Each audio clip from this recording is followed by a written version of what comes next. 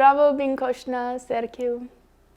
Today, I wanted to speak on trusting the Lord with all your heart.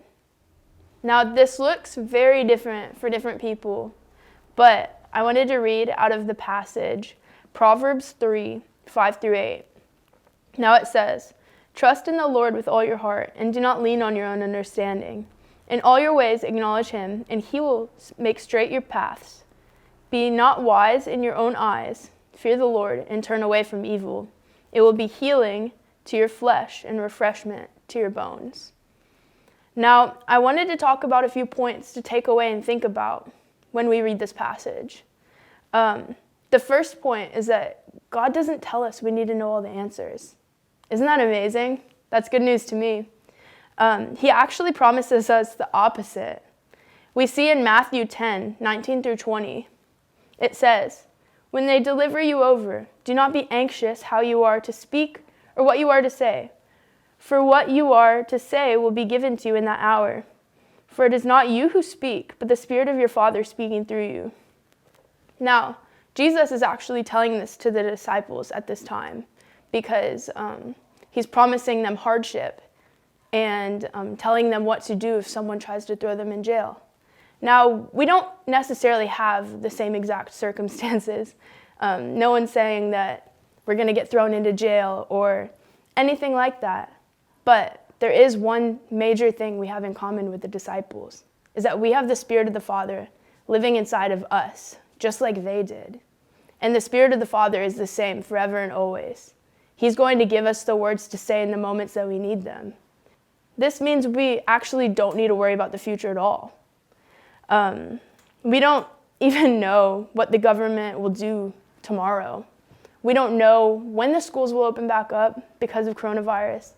We don't know any of that. But it's okay because we don't need to. Jesus is going to provide for us and take care of us and take care of our families every single day when we trust in him. Whether we trust in him or not, actually. Now, I wanted to tell you a short story about my time in high school.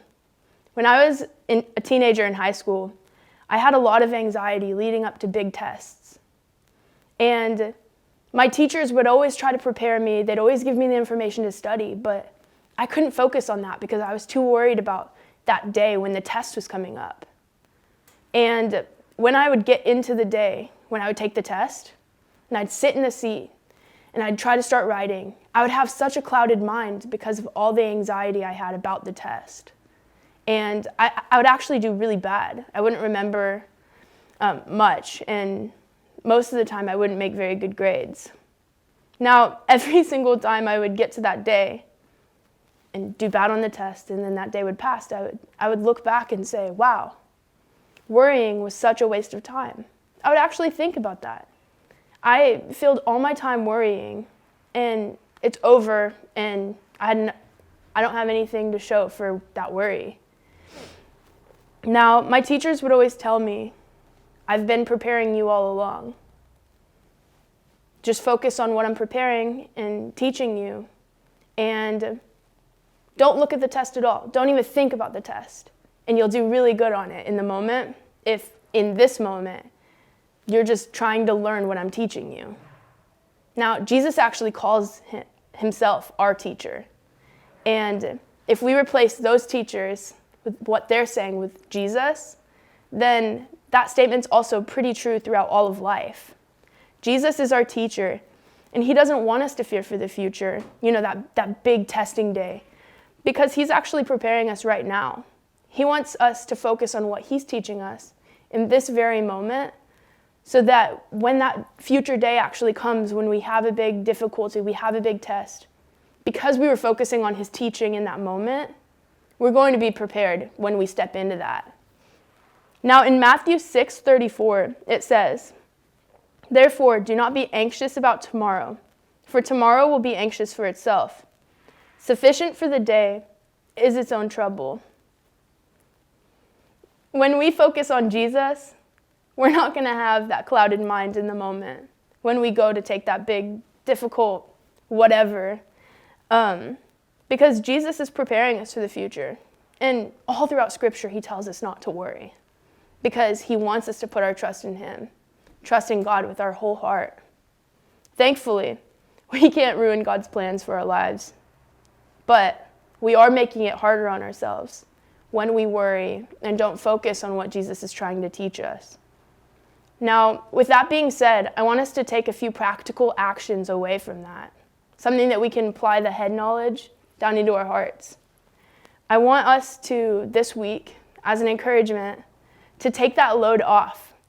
That worry, just throw it away. We don't need to think about that, but we do need to focus on what Jesus is teaching us right now, in this very moment, so that we can use what we're learning today, tomorrow, when whatever we're worrying about does come up. And if we don't focus on tomorrow and those troubles or whatever, whatever's tomorrow, we don't really know because it hasn't happened yet. But when we don't focus on that and we focus on Jesus working in our hearts today, then we'll be prepared for whatever it is. Now, I hope that was an encouragement. And in this difficult coronavirus season with lockdown and every single day passing, not knowing how we can even plan for the summertime, I want us to remember that and be encouraged. Jesus doesn't want us to carry a heavy load of worry. He wants to walk with us, and he tells us that he'll be with us throughout all of Scripture. He'll be there with us. And so if we're focusing on what he's teaching us today, we don't need to worry about tomorrow because we'll be prepared for it when we learn what he's teaching us today. Thank you.